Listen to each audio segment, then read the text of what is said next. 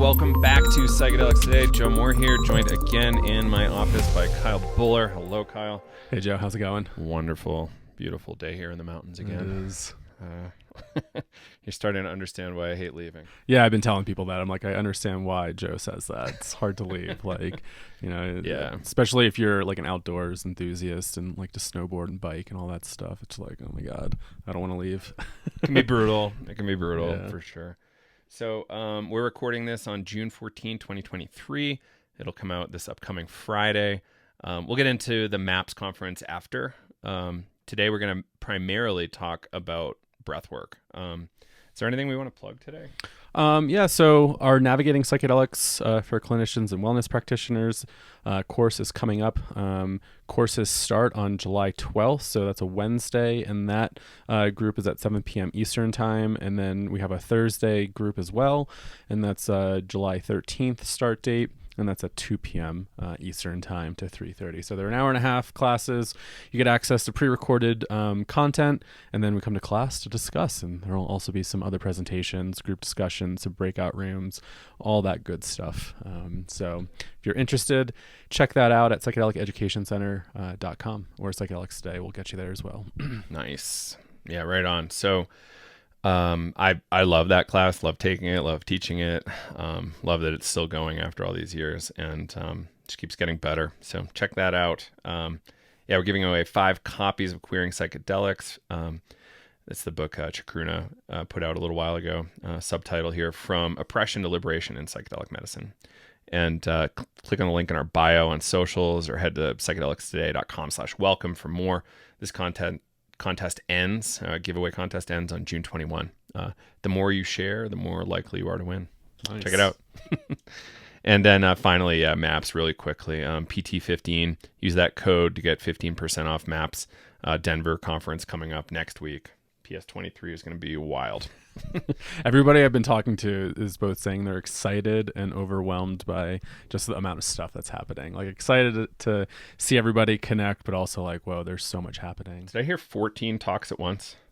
Maybe. I haven't looked at the schedule in depth. So there's something for everybody. Yes. For sure. And we've got a podcast with Liana Gulili from MAPS. I think it just came out, and check that out if you want to learn more about it. We've got some blogs capturing some stuff about events, and psychedelicscience.org/fun. Our notes say .fun. I don't think that's right. Has every event. So I think that's good for now. You feel like you want to plug anything else? No, I think that's it. Yeah. So if you are at PS23, come find us. Say hi. Yeah, it would be cool to see you. Come say hi, please. And yeah, we'll have our kind of like appearances kind of documented there. They're not super high profile, but we'll be doing stuff. All right, so let's dig in. Breathwork. We've been talking about breathwork for years. We kind of like wanted. Well, let's start at the beginning. Like, we started because of breathwork. Yeah, we started this project because we wanted to hype holotropic breathwork, Dr. Stanislav Grof's work, and transpersonal psychology. It wasn't getting enough play. So breathwork has played an important role in both of our lives, holotropic breathwork specifically. And yeah, we want to get into like, what is it? Where does breathwork come from? Like, how is it related to psychedelics, and much more. So this is going to be a very different Friday episode. So just stay tuned, like, hold on. And if you have questions, like, we would love to chat about it. So where does breathwork come from? Obviously, like, you kind of have to breathe to be alive in this it is human a body. human function, and a function of many animals and things. But no, there have been countless cultures that have incorporated breath into their practices. And I mean, we can really look at different cultures in the words and the etymology of breath. And if we go back in history and look at different cultures, the word for breath and spirit were used like interchangeably. And so, you know, these intentional breathing techniques really played an important role for folks. So in Latin, the word spiritus describes the physical intake of air, but it also, again, used interchangeably for the word spirit. We have the Sanskrit word prana, which refers to air, breath, also means the sacred essence of life in Indian philosophy. The Hawaiian word ha is the word for breath, and again, also spirit, life force, and then mana as well. And then if we go into Chinese medicine, the word qi is the word for breath, air, but also used to describe the universal cosmic life energy, and similar to the Japanese word ki, which describes life energy as well.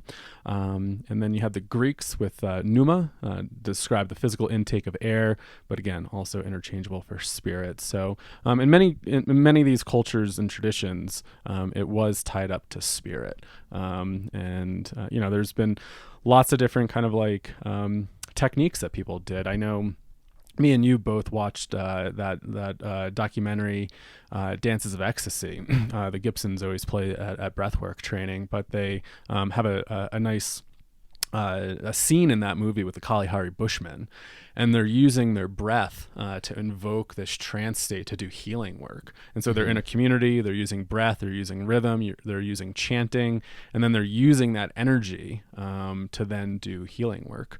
So it's a little bit of the history from a kind of anthropological point of view. Right. You'll see a lot of breath work in yoga. You'll see a lot of breath work. Where else? When you're lifting weights, you'll see some breath work. No, but you said, breath and spirit being kind of used interchangeably. And just a quick observation, like that's why we like the word psyche, I think, because it's not just your mind, right? It's like something beyond that, more inclusive and a bigger term. And I think that's why we like that.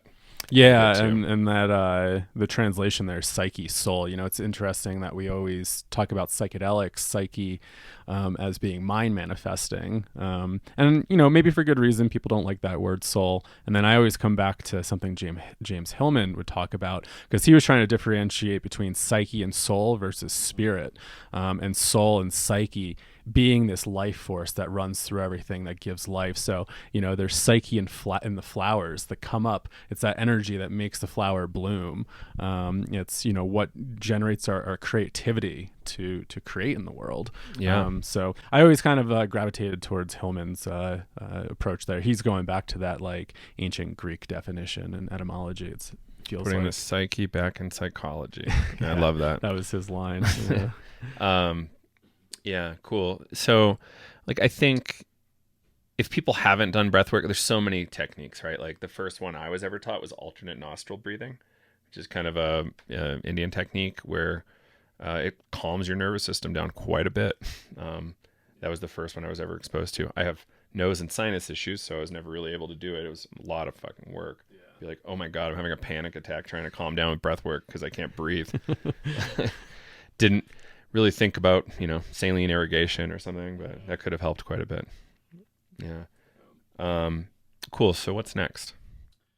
Yeah, so, we're kind of getting in, you're just kind of bringing up these differences in breathwork styles. So breathwork is an umbrella term. And when we talk about that, it can mean so many different things, right? If you come from the yogic tradition, you're probably thinking about pranayama breathwork and all those different breath practices with breath holds or alternative nostril breathing, and stuff like that. But then you come more into this deeper, rapid type of breathing. When we start talking about that lineage that comes from Stan Grof, that seems to provoke more energy within somebody. And then you have just, so I like to sometimes think about it as like parasympathetic breathing and then kind of sympathetic activation, where sometimes that slow, deep breathing, so like, taking a big inhale for 4-5 seconds, holding for 4-5 seconds, exhaling for 4 or 5 seconds, right? Sometimes it's like known as box breathing, and then you pause and then start again. That can have that parasympathetic activation where it's helping to calm the nervous system. But then you have more of that sympathetic kind of drive that gets you activated. And, the lineage that we kind of come from, it's more that activating type of breath work. It can really start to bring emotions to the service. And, when we're probably thinking about, say, the Kalahari Bushmen, they're probably using a more activating type of breath work, right? They're trying to cultivate this energy that they use for that healing. And I don't know how they pronounce it. It's a exclamation mark, KIA, Kaya, and that was Exclamation's usually something like a yeah. something like that. So that's the energy that they would gain from rapid, shallow breathing. But they also combine that with dance and movement. And then so that energy would then, be able to be used in healing ceremonies. So that's the way I kind of like to view breath work. It's like you have that slower kind of parasympathetic breath work styles. And then you have these more intensified breathing techniques that can really bring a lot of emotion to the surface. And then so if we're going into like the Western framework, somebody that I think was one of the first in, say, Western psychology was Wilhelm Reich. He developed character analysis and thinking about that character armoring, and this idea that all of us have this character armoring in our chest area. And I think I heard an analogy, somebody from the bioenergetic world. Alexander Lowen, who's a student of Reich, developed bioenergetics. But almost if you think of like an animal, a dog, for example, when they feel really safe, they lay back, they're really wide open. And then, if you're listening, just even paying attention what you're doing right now, what's your posture. We are very hunched over all the time. We're sitting, maybe we're really tense. And then so like just thinking about that tenseness that's in the front of our body, the front of our chest. So Reich would use this technique with clients to open up that area. And so if you're watching on YouTube, you can see me open my chest up a bit more. And then start to do some intensified breathing, and then some shaking would happen, and a lot of kind of emotional release would start. And so, Reich believed we had this character armoring, and we could work with that through breath and also movement, right? Being able to open up the chest and breathe into it a little bit more. And so, that was, I think, really kind of the first breath kind of style within like Western psychotherapy traditions. And then I think it was Leonard Orr that came after that with rebirthing breathwork. But do you offhand know like what's different between rebirthing and like our kind of style, like Grof oriented breathwork? I think rebirthing is a little bit shorter, and it might be a little bit more directive. My session was an hour, and they definitely coached me a lot. Yeah, it's more directive and it's shorter, whereas that Grofian style breath work is a non-directive approach. And it contains all sorts of elements to it, right? So you have intensified breathing, evocative music, focused body work, expressive art, and then group process. And so when we talk about it from that perspective, we're also not just focused on the breath work, right? It's one component of a whole system. And so, I think rebirthing breath work, a little bit more directive and a little bit shorter sessions. And Leonard Orr ended up kind of developing that. The story that I always heard was he was sitting in his hot tub, or a hot tub, and he was starting to breathe deeply and more rapidly, and he started to feel like he was reliving a birth experience, which is pretty interesting. Mm-hmm. Yeah. So let's talk about a few others. And now, like, what's really popular right now in terms of breath work is things like Wim Hof. Yeah. I was reading like Stephen Kotler. He did, or I forget if it was Jamie Wheel. It was Jamie Wheel, Recapture the Rapture. And in the beginning, he's like talking about how on any given day in a major city, there's probably, 20 breathwork workshops going on of assorted kinds and all sorts of different credentials and like, explanations. I urge people to have a little bit of cynicism and caution and question, their claims, right? So I spent 2 years questioning the claims of holotropic breathwork before jumping in. Yeah. I watched them like a hawk on this email list that Lenny spun up. But then I, jumped in. I figured it was worth the risk. I loved it. Yeah, and just thinking about some of the training, right? As you said, like there's lots of people doing it. I mean, sometimes people get trained in a weekend. And, for some breathwork techniques, that's probably totally doable, right? For others, I think it takes a while to really understand the nuance of like really deep cathartic experiences, and really kind of how to hold space for that. But yeah, as you mentioned, Wim Hof, definitely a very popular technique, and that really blew up in the past few years. And his technique consists of three main components. That's the breathing exercise, mindset and concentration, and then gradual exposure to the cold. And I think Wim Hof, they incorporate more kind of breath retention, and so taking deep, fuller breaths, and I think you do that around like 30 times, and then you hold. You maybe try to hold for a minute or as long as you can, and then you do a couple cycles of that. It's impressive how long you can hold your breath. Yeah. With it, like I've had multiple minutes for sure. I don't know. Have you ever had this in holotropic breathwork where you can just like hold your breath, or like you have no perception of breathing for really damn long time? Yeah. Sometimes you enter into this like really interesting like yogic sleep, and then you just like, I'm like, am I breathing? Yeah. Like I haven't had to breathe and it's been 30 minutes. Like I don't know what the hell. I mean, you are probably breathing. You're just taking like more shallow, softer breaths. But yeah, it's interesting. So I was trying to figure out like how Wilhelm Reich here found out about breath work, or like whatever he did. It looks like in the 20s and 30s, Reich was able to, shift away from Freud's kind of like dream analysis purely to focus on body. And like, there's this thing in the body that bridges your autonomic and like conscious nervous system where you can actually like control your breath or let it go on autopilot. Right. And maybe he noticed like, hey, let's do a couple experiments. Like what happens? Yeah. Lenny always says this phrase, and he said this came from Reich, and I tried to search it, and maybe I don't have the correct terms. But Lenny usually talks about this during the bodywork module, which is what I just did. So maybe my memory is fresh. And I know people hate this word, but I'm just going to quote the quote that I've heard, and paraphrasing, I might butcher it too, but neurosis can be expressed throughout the organism. And so from the bodywork, breathwork perspective is, say, you're in a breathwork session, you're doing it, and all of a sudden you have this pain in your foot, right? And then maybe you can either breathe deeply into it, so that's being expressed maybe in the foot, and then all of a sudden you press into it, or you do some body work, and then all of a sudden a big experience opens up, and then maybe all of a sudden that shifts to somewhere else. And so just being able to really pay attention to the body in those experiences can really open us up. And I always like to start to say, the body almost is the gateway into psyche. Once we can start to tap into that, it really gets a lot bigger. I think that's like the importance of like a lot of that somatic work. All the way in is all the way out.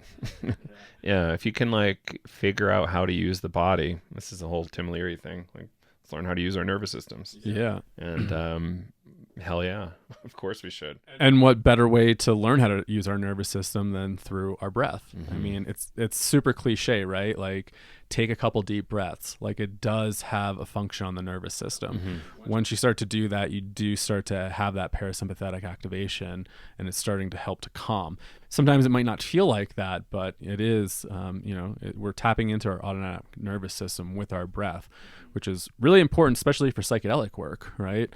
Being able to have this skill to then navigate our own internal worlds. So that's how I really like to really stress the importance of breathing and learning these techniques. Did you ever read James Nestor's book on breathing? You know what? I didn't. I think I downloaded it as an audiobook, and I just never got into it. You and I need to dig in on that and get him on the show eventually. Briefly on Wim Hof, like I've done it a bunch of times. I think it's really interesting. I haven't like stuck with it to feel the long-term benefit yet, but maybe I will and report back. You can learn it online. You don't need to go anywhere to learn it. Be safe though. People have, gone a little too far, gone into a really cold, icy shower and drowned. You're doing this stuff, like just have somebody with you as you're experimenting and like exploring what works for you and what doesn't, and know that your body will change over time. So what works at 20 might not work at 80. So watch it. Right, Please. right. Yeah, and I think it's important. Like I signed up for his course a number of years ago, and I just went in there to try to, just revisit some of the aspects of Wim Hof, and really also stressing the importance of this gradual exposure, right? Like using the breath to control the body, so then you can go into the cold, right? Like not just thinking I'm just going to do Wim Hof once and then just like go jump in an ice tub. It might work, but I think there was also this stress of that you need to also learn how to tap into your nervous system so you can actually keep that core temperature somewhat the same while you're getting that cold exposure. And I think that's really important. And what's interesting there is that's effectively teaching people Tumo breathing from like Tibetan Buddhism, which is really fascinating. Do they have a similar practice or have you seen this where like monks will go out in the cold with wet blankets or towels on to dry them out? Oh no, that's wild. They're going out like 0, -20 kind of stuff. It's wild. So, and it's interesting because this is what Wim Hof really like. Yes, he says it's good for you generally, but he's saying like, hey, look, these people who aren't exactly athletes are able to hike Kilimanjaro with no breaks. Right. Like, what the hell is that about? And through a little bit of training in his method, they're able to do that. So like, that's fascinating. I don't know what to do with it other than it's cool. One issue I have with the Wim Hof stuff is around like, they're a little dogmatic around certain breathing practices. Making endogenous DMT releases happen. And I don't know that the data is all that clear on that. So yes, you can have very interesting experiences through breathing, 100%. Are they DMT related? Who knows, and why does it matter? Right. Actually, when I was at a workshop with Stan at Kripalu many years ago, somebody asked him that. They raised their hand and said, most of the highest amount of DMT concentration found in the human body has been in the lungs. So does that correlate to breath work producing DMT? And Stan, he wasn't very convinced either, which I thought was pretty interesting. Like, we need evidence before we can be convinced, right? Like, or at least a cool argument. Yeah. And who knows, maybe he's changed his perspective. That was, I don't even know, 2012. It was a while ago. I remember when we were on this whole train, like as soon as we kind of like said, okay, yeah, like that's an open debate. Then I heard the other side, like the pro DMT, endogenous DMT group had like made some ground. I didn't realize it was an ongoing conversation. I mean, I've had some experiences that were on par with like a DMT-like experience during breath work. And I find that to be fascinating. But on the one hand, from Lenny's perspective, when we're using our breath, it's an amplification of like psyche and process. And so if I already had those types of experiences, could I get back there through breath and amplify that? And so is that already in my psychic map? But then again, and I've had a lot of folks be real skeptical about it. Like I remember when I was teaching this course I produced at Burlington College, a 16-week course titled Stan Grof Psychology of Extraordinary Experiences. There's a lot of people there that were pretty skeptical, and there were a few that had psychedelic experiences. And I remember one particular was very skeptical because I don't believe in this. And then during the session, he asked me to come over, and he took off his eye shades, and he's just like, what the hell? He's like, I feel like I'm on LSD right now. And he's like, this is the wildest thing ever. And I think we even heard that down when we were doing some stuff in Jamaica. Somebody was like, dude, that was like a full-on DMT trip just through breathing. From breathing. Yeah. And these are real psychonauts. Like, this is not your average, done it once kind of people. Yeah. There's a line Lenny and Stan shared with each other at one point. It's like, you can reach the same states. Like the LSD experience is attainable through breathing. It's not like you're going to get it every time. It can happen. That's the phrasing. I think that's important to emphasize because sometimes when we do talk about this and like the profound experiences that people can have, we build up expectations. Like I think I've had like a handful of those experiences, and then some of the other ones have been like me relaxing and then realizing like, wow, like I'm just overworking and I just need a place to chill. And it's like, that's healing, right? Yeah. And so like my last one, I thought I was going to go gangbusters and have like the biggest thing ever. I'm like, maybe I just need like a timeout and to like grieve and process some stuff for a couple days. Yeah. And that's okay. And I had to struggle with that to be okay with like not having something crazy, but I'm like, yes, Like, it's okay. It's fucking fine. And that's sometimes hard to sit with, right? Like you're going to a retreat and you're like, I'm going to have this big breakthrough. And then you get something where you're just like relaxing and you're just like, what the hell? But, it's also like maybe what you need, right? Like I think, because I thought the same thing, like, we were during the pandemic, we were all probably doing our inner work individually and not in like a group thing. And then first session back, I was like, oh man, this is going to be wild. There's just so much pent up emotion. And then it was actually not that intense. I mean, it was a little intense, but it was what I needed. And I think there's something interesting there about what your nervous system can handle and like, blowing it out by going too hard. And so I think about something that Peter Levine mentioned, and I remember getting really pissed at this when I was reading his book, but he said, some of those quote unquote primal therapies that came out of Esalen actually cause re-traumatization in people and maybe actually weren't very helpful in thinking, the history of Stan and holotropic breathwork coming out of Esalen. I go, oh no, like, all my experiences have been really profound. And then I think about it and go, actually, I think I went really hard that one time. And that actually, it was maybe not as beneficial as I thought. And then Did you feel like you got re-traumatized? There was something residual in my nervous system. Where it was like, whoa, that was too much, or I really overdid it with body work, and I feel like maybe I hurt myself because I was like, I need to like push so hard against this person right now and get this thing out. And I'm like, I don't know if that was actually helpful. And then, after years and years of doing this, and having somebody else explain to me when I was doing body work with them, they went back to like their chiropractor or physical therapist. They had an old injury, and they made this analogy that there's old injury was actually tensing up as you were doing that more kind of like resistant body work, and it was trying to protect that old wound. And so like I've done a lot of thinking around body work and incorporating more somatic frameworks and being like, if that's the case, like maybe the objective is to let that muscle relax a little bit more. Mm-hmm. And I think about it from, I heard this from a physical therapist personally. It was talking about my scar and all that, like the adhesions in my stomach. And they're like, make a fist. And then you just feel that and then let go. You start to feel the blood flow and maybe there's some tingling, but then your body just clenches back up again. And that's your state of normalcy with that scar. And so, I really thought about that. I'm like, maybe the work is actually learning how to let it relax a little bit more instead of just tensing back up. And it's a whole ball of wax, right? And I'm fresh out of the bodywork module. So I'm like, yeah, for sure. I think in some scenarios, we have to be really careful with people, especially in body work. And like, I try my best not to do body work unless it's super necessary. And yeah, like the theory is this COEX theory. So we're going deep into holotropic breath work right now, folks. And if you weren't tracking, maybe we should, I don't know, go back and explain a little history, but let's go over COEX and then go back to do some history. Good grief. So there's this idea that, oh shit, we'll have to do a whole history of Stan if we do this. This is tough. So condensed experience is like there's a certain kind of theme in a certain part of your body. So you had an insult somewhere on your body. And it doesn't have to be an insult either. It can be a positive COEX too. So it could have been something that was related to your birth experience, like a historical thing before you were born, whatever it is. And you can have a series of events that somehow rhyme with that and get stuck there.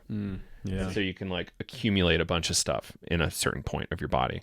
And they seem to be thematically related in some way. And they can all unfold at once in an experience.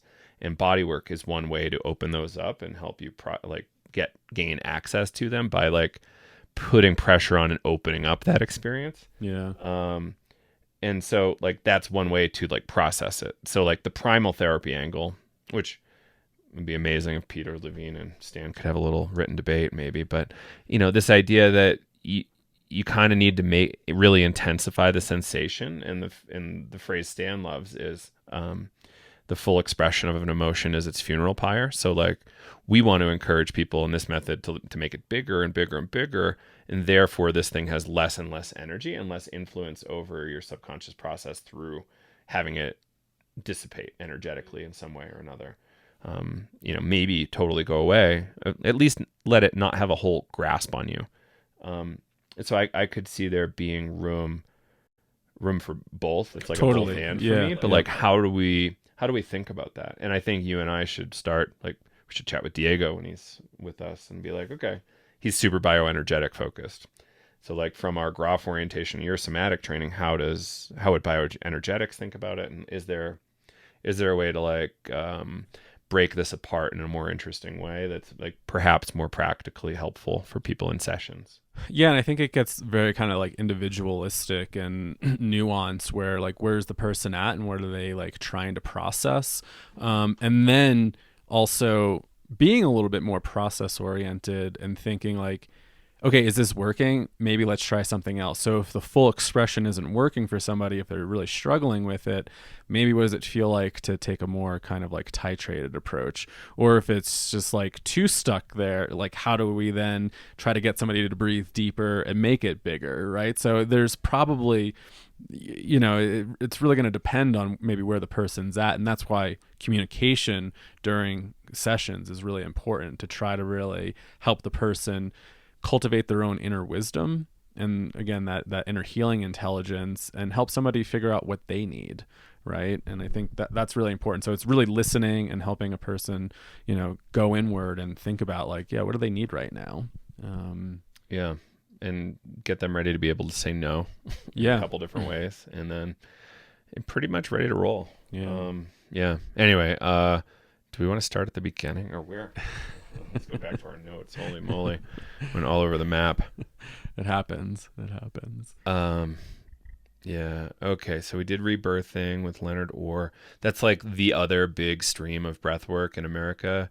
It's like Wim Hof, holotropic breathwork, and subsequent methods. And we'll get into that in a little bit, hopefully. In Wim Hof. Yeah. Rebirthing, Wim Hof, holotropic breathwork. So yeah. So the breathwork method, did you kind of give the 5 points earlier? Yeah. Yeah. So what? Artistic expression, loud music, intensified breathing, group process, bodywork, and safety.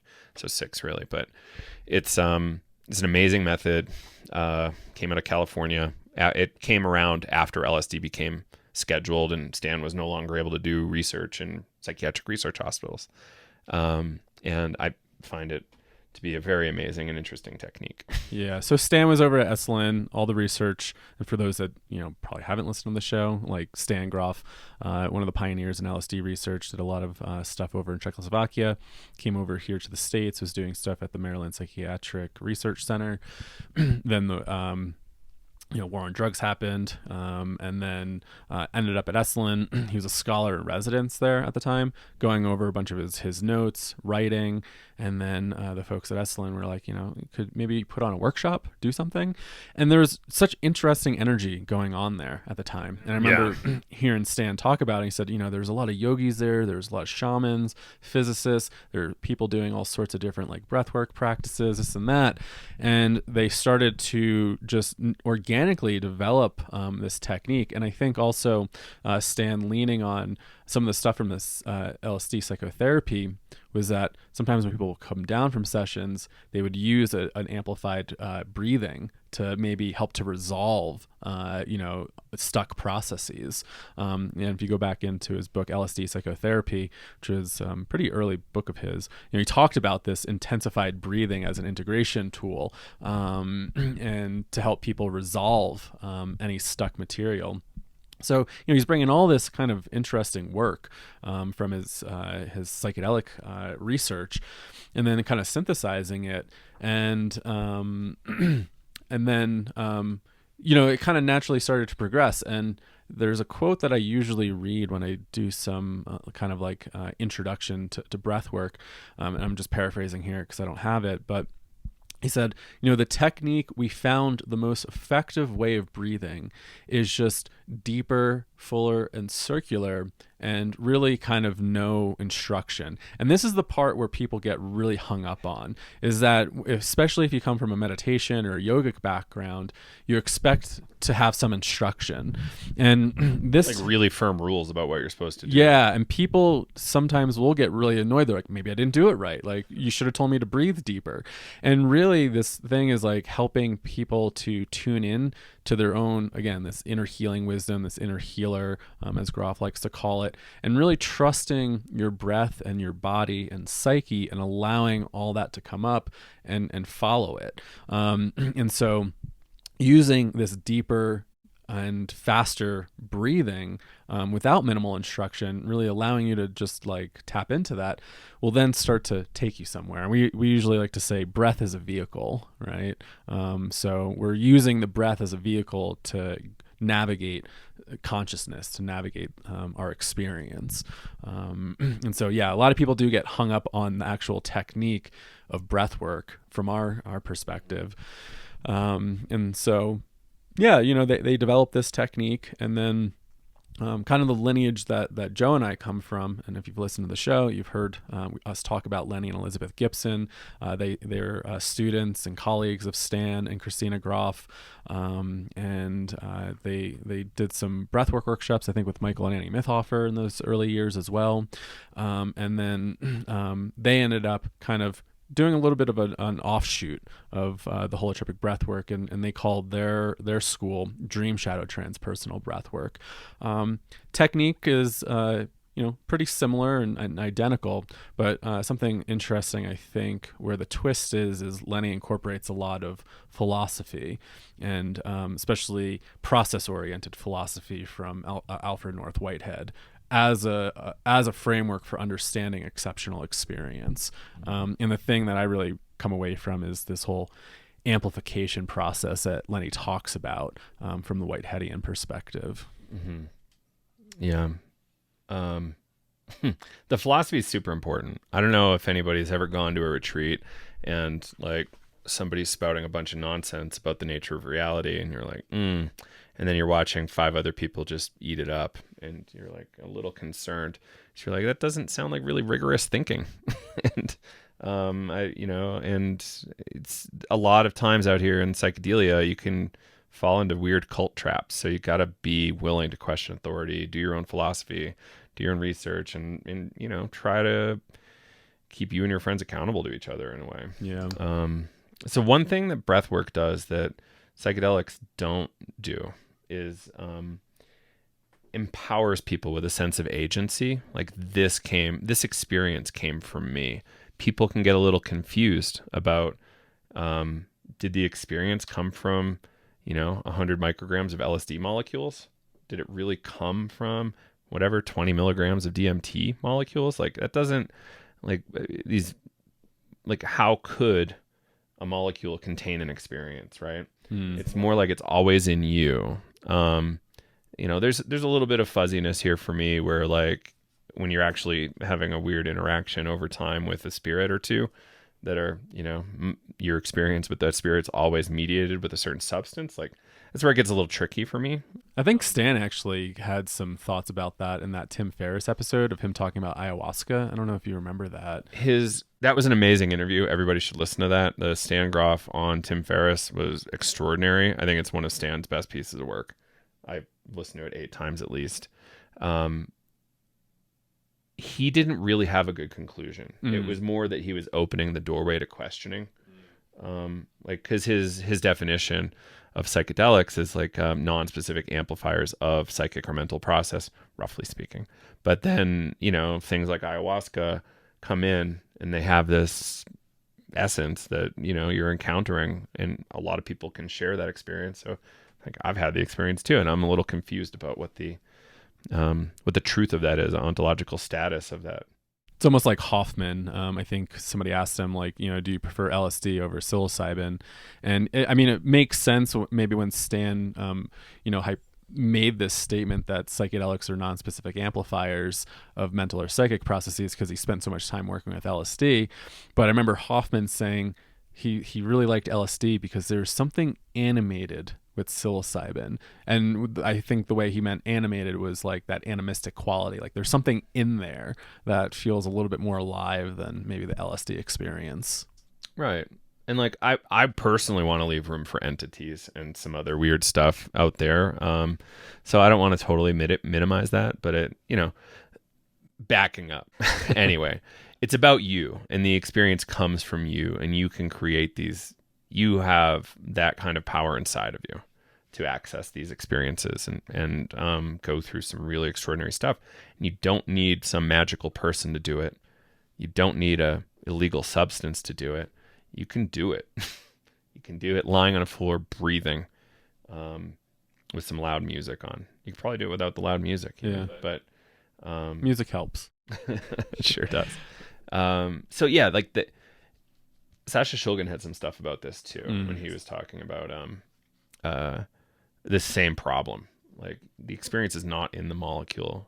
The molecule unlocks capabilities inside you that have always been there inside you, and yeah, that's what's going on. And I think Stan makes a comment like that in LSD psychotherapy. I don't know where it is. 1980, by the way. Yeah, but it's a quote that I use in some of my presentations talking about the psychedelic experience, and he says, "You're not having an LSD experience. You're having an experience of like consciousness, and LSD just unlocks that." And so what he's really saying, it's like not always coming from the pharmacological aspects of the drug. It's unlocking and being a vehicle for you to access it. And then he goes on to say, repeated sessions, same dose, same set and setting, you get a totally different experience. And, if it was more kind of like, repeatable as in some medications, then it's interesting, right? Yeah, it is fascinating. And it's, I think, the primary gift, that we should be leaning on in breathwork. Like it's, and spreading to the rest of psychedelia. Yeah. Do you remember like what some big takeaways were from like your first couple breathwork sessions? So my first session was really mild, but I had this really weird felt sense of this gigantic snake somewhere below me. And then that was interesting. And then like Sanskrit letters all over my fingers. So I'm like, oh, cool. Yeah, I'm important. I'm reincarnated or something fancy, like whatever. But, it was interesting, and it was clever. It was slow, and it wasn't as big as I wanted, which is disappointing for sure. But then I'm looking around, like, because I breathed, you sit first and breathe second sometimes. And I was getting to watch everybody in the room have these big experiences before I even went in. I'm like, holy moly, this is the real deal. So I got in there, expected to have a big one, didn't, but I was still encouraged to come back. And like I remember this inside of it's like a slow maturation process, and this can like slightly accelerate it. At least the experience I had, it felt like a slight acceleration of maturation. And you had an experience with ayahuasca before that, right? You did breathwork. I did first. 6 years of breathwork before ayahuasca. Oh, amazing! Before psychedelics. How do you think? I would suggest to everybody. I just don't think anybody's going to do that. Right. How do you think that helped you with your ayahuasca experience? Or did it? I was comfortable going into a really scary situation. I was really calm going in compared to a lot of other people who were definitely wigging out. And I remember all those experiences making me go, okay, I actually have amazing training going into this experience. This is going to be a really important, big experience for me. But I have the skills. I've done this shit plenty. Like I know how to swim around in my psyche. Right. Which is important. Yeah. Yeah. And I got my ass kicked really good. And I was like, yeah, thank goodness I did all that breath work before. Yeah. Yeah. And I was the main coordinator was like, I really wish everybody would do breath work before. Yeah. Yeah, because it gives you a certain navigation skill. And I think about like my psychedelic experiences before breath work and then after breath work, and how it's really changed that navigation. Having that tool set to, again, like tune into the nervous system, knowing when it's too much, knowing when I can amplify things, and knowing also when to just let the thing unfold. And so I think having some of those experiences beforehand can be really helpful. And then on the other side, if you're a hardcore psychonaut, is also a new way of processing information. And so for me, I remember, I had my near-death experience. I already had like these really profound psychedelic experiences in my early 20s. And when I came across breathwork, I was thinking, this isn't going to do shit, I already died. I already like had all these really big experiences, and I was really skeptical. And then when I went down, I'm hearing everybody share their experiences. I was like, I still don't believe this. And when I had my experience, I still consider that one of the most profound experiences I've ever had. The first breathwork experience. It was a reliving of this birth trauma that I had, and then I validated it with my mom, and she said, that's really weird.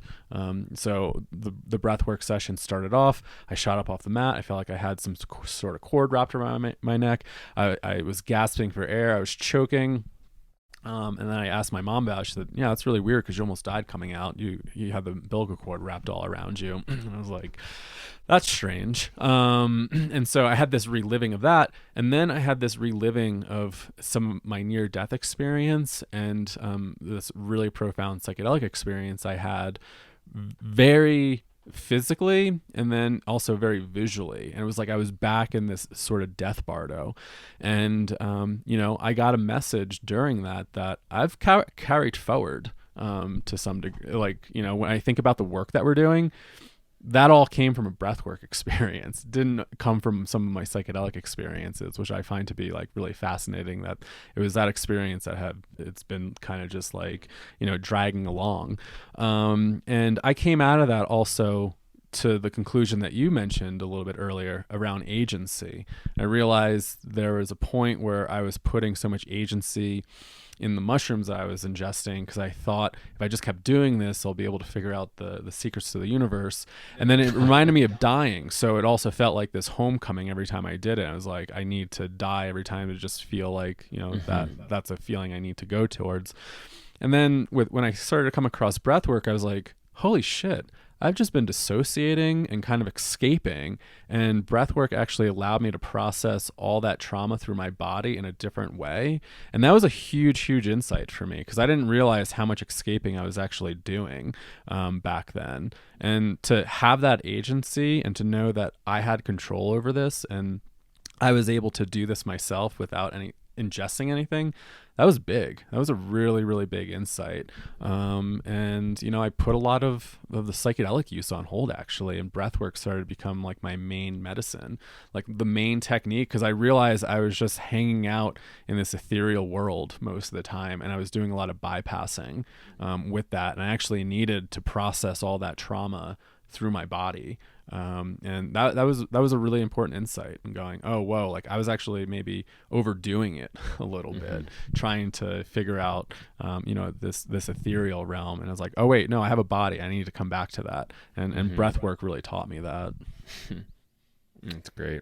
Yeah. My biggest one was 5 hours, and it was like my body knew ahead of time a long that session. I was going in to do breath work. It was like, hey, yep, we're going to do this. And so like minutes before, probably 5 to 10 minutes before I even laid down, my body started going like crazy. Yeah. And before my head even hit the pillow, I was in a full visionary state for 5 hours.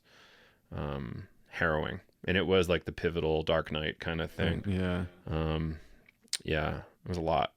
Sounds like it. And that's like an amazing thing too, that like your psyche is so prepped that sometimes it only takes a few breaths for you to go into that state, right? Like sometimes you're off before the relaxation ends, or just even you get into that room and that process has already begun.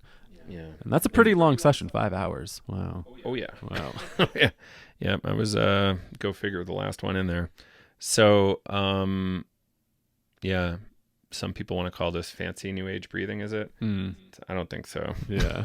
It feels pretty rigorous. So what else we got? So what are the benefits? Like there's a way to process things. Like the line I love is you can't clean everything in your house with like a vacuum. Yeah. Like, you need a lot of other tools, and this is another tool. Yeah. And it's a different way of processing the material that could come up from psychedelic sessions, right? Yep. You're actually using your body.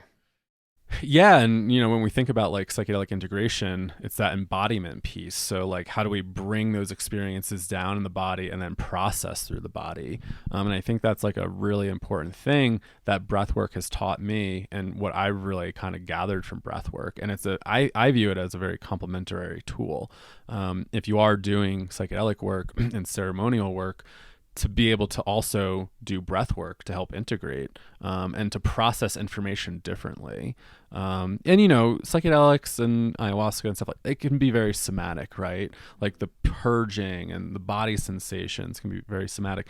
But there was actually a research article a number of years ago, and I forget who streamlined it. I haven't looked at it in a while. But they were comparing ayahuasca to breathwork, and part of their conclusion was that breathwork was obviously way more somatic. It's this camera. They're fine.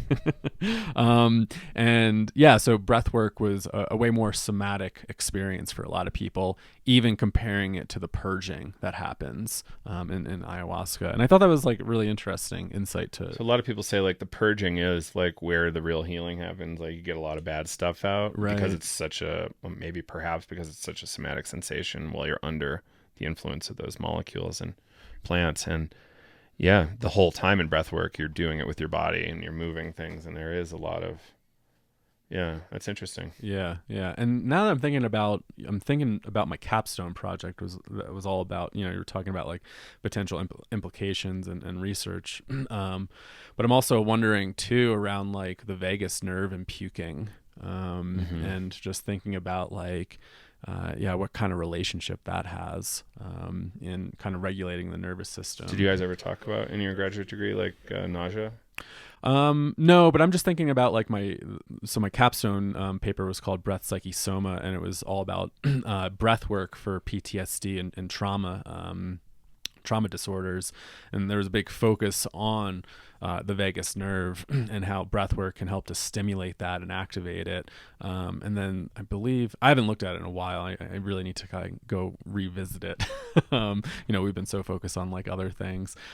So it's not as fresh in my memory, but just this idea around this concept of the smart vagus. And I believe the way that the person talked about that was, it was almost like the light switch of emotions, or the light dimmer, where you could like, tone it down. So the more that we're able to kind of like tap into that vagal tone, that vagus nerve, we're able to then help to control our emotions a little bit more. The vagus nerve goes from like the brainstem all the way to like the stomach. And so it's this long traveling nerve that goes all the way down. And so, I'm just, when you mentioned puking and the healing around it, it just got me thinking like, how then does that like activate any sort of like limbic response? And I'm just thinking about like Joe Tafur talking about how ayahuasca almost clears the limbic system, right? And when we're talking about trauma, it's all kind of in the limbic system a bit more. Yeah, I'm just trying to validate like how far does it go down? For whatever reason, in my mind, it went all the way to the colon, but it could just be the gut. But that's interesting. And yeah, like the idea of it clearing out the limbic system, it's fascinating. Yeah. So if people are interested in bringing breathwork into their psychedelic sessions, like, I don't know, my idea is if you're having a really difficult experience, it really helps if you have some breathwork techniques under your belt, so that you can practice them in that state. So like using box breathing, or for like 4-7-8, 4 in, hold 7, breathe out 8, cycle that. Like there's all these different methods that could calm you down in that. So practicing them a bunch ahead of time, or even amplifying the experience. So say, I always I think Lenny heard this from Stan, and said, never give up an opportunity for death and dismemberment. As gruesome as it is, it's a special opportunity. Yeah, it's a special opportunity. But how, when things are getting really difficult in a psychedelic experience, to be able to stick with that and use your breath to maybe also amplify it. So an example when I was in Costa Rica and I had this ayahuasca experience, I started to relive my near-death experience. And from all this somatic training and breathwork experience, I found myself being able to do this, what we call double bookkeeping in breathwork. I was able to stick with my body sensations, but I was also able to stick with this psychic narrative that was unfolding. The psychic narrative was, I was back in the CAT scan machine and I was dying and I could see myself, and then I was physically shaking. And so usually it's like when it's coupled together, you don't know what's going on. And so doing that breath work and breathing in, I could feel all this anxiety and this pain in my stomach. So I'm sitting there watching myself die and shivering to death in this CAT scan machine. And then I'm also feeling my body shaking and feeling really nauseous. And as I'm doing that, I'm going, okay, I'm physically safe. Like I'm in an environment where people are looking after me. I'm going to take a couple deep breaths into this like anxiety and this fear, and I'm going to breathe into it. I'm going to try to make it bigger.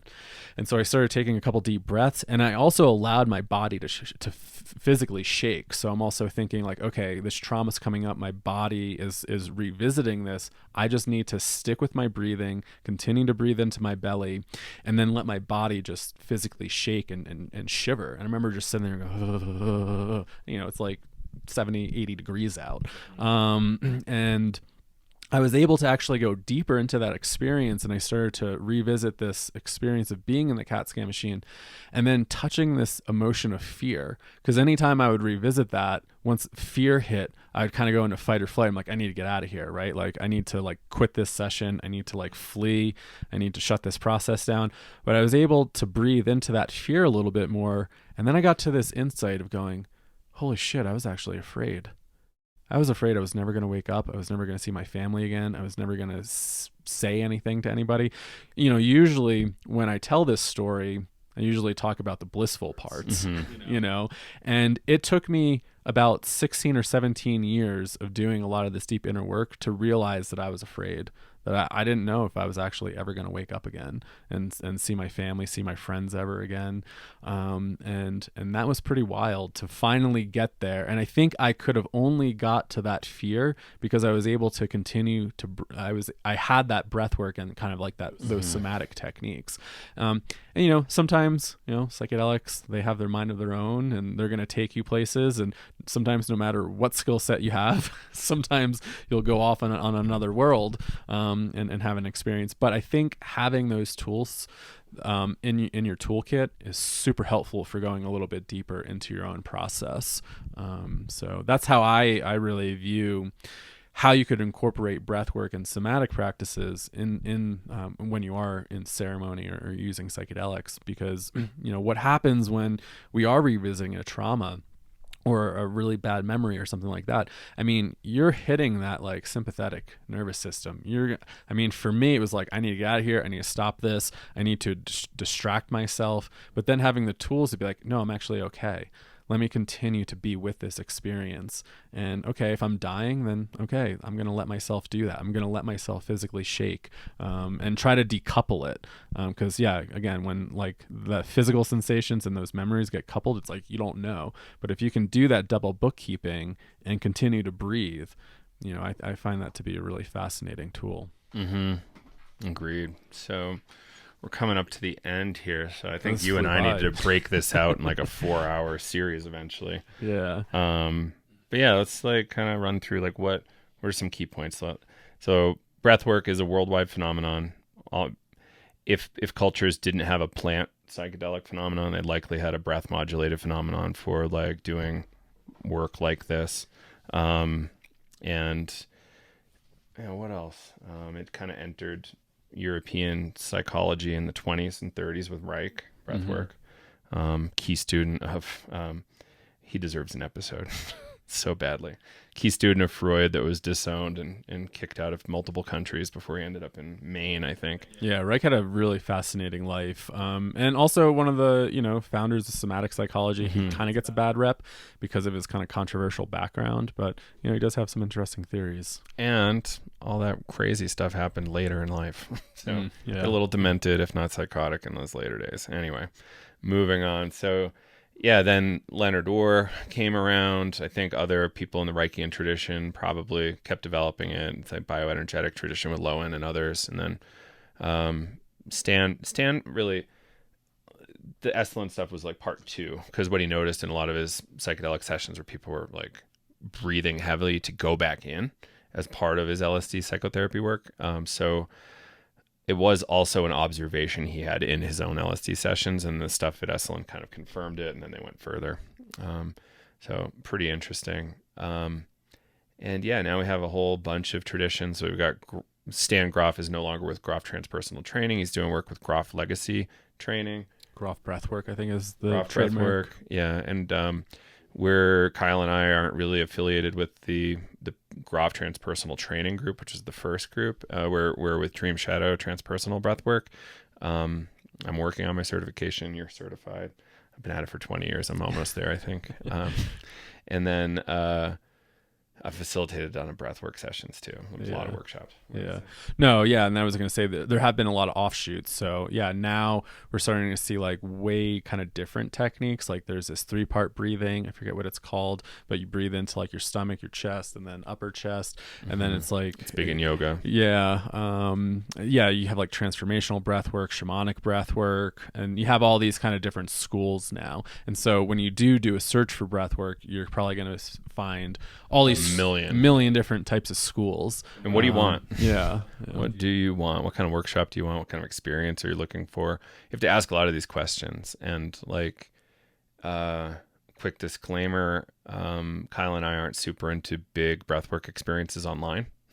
There's probably some room for lighter breathwork experiences. It seems really risky to me to have like people exposed to this experience and all you have is Zoom.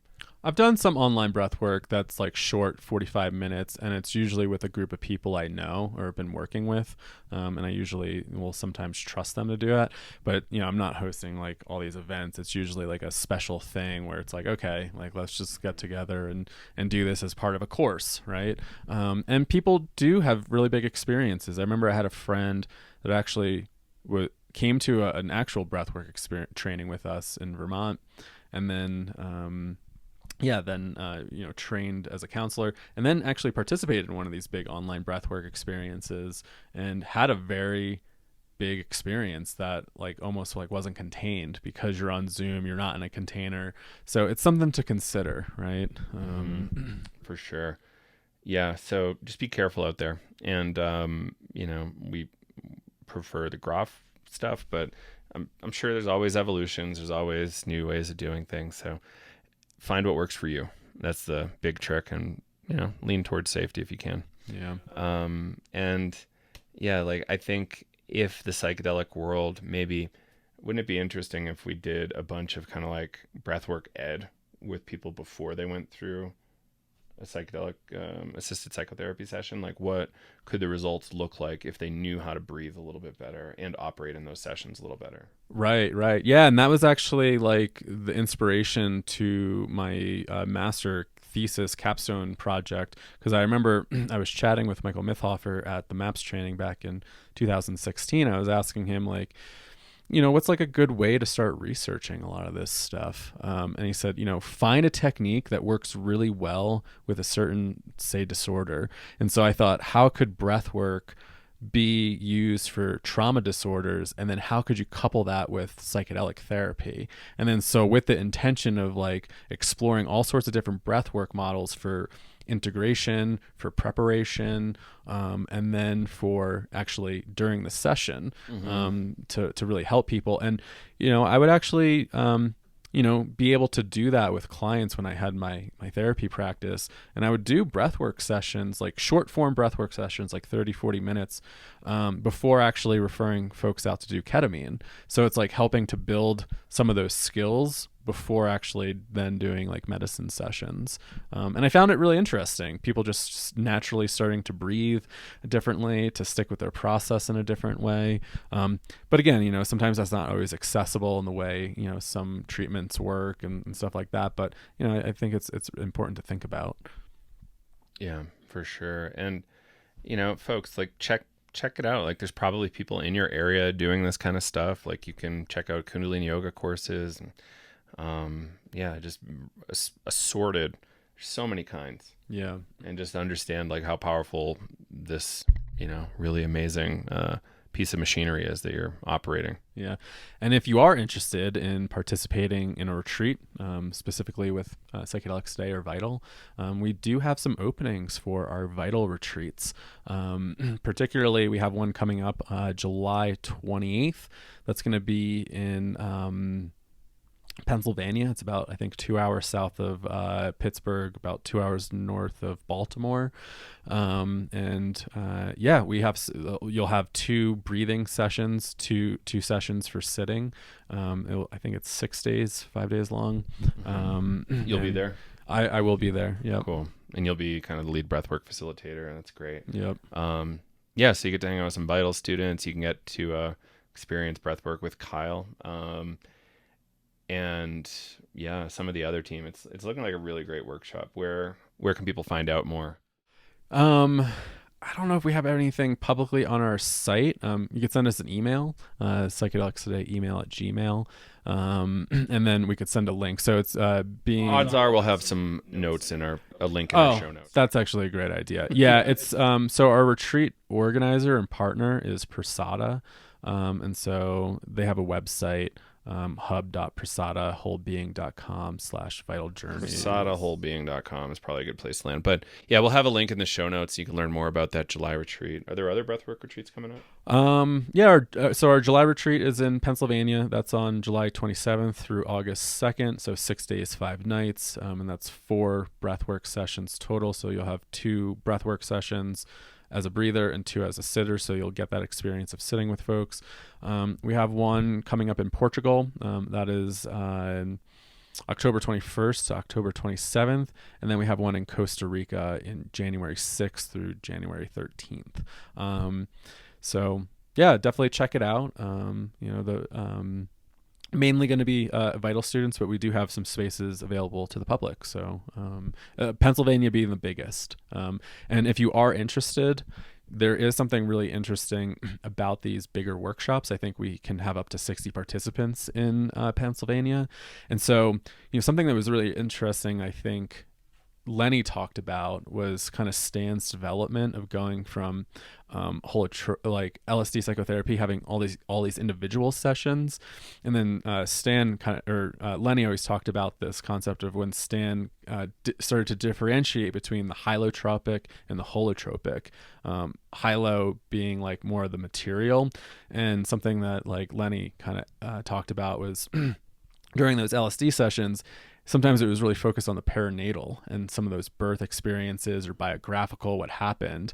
And then once he started having these bigger group experiences and breath work, you got to see so much more and hear so much more. And so, these big group experiences, if you're interested in having like an experience sitting with folks, breeds a lot of opportunity to see a diversity of experience and hear what's going on. So, yeah, fantastic.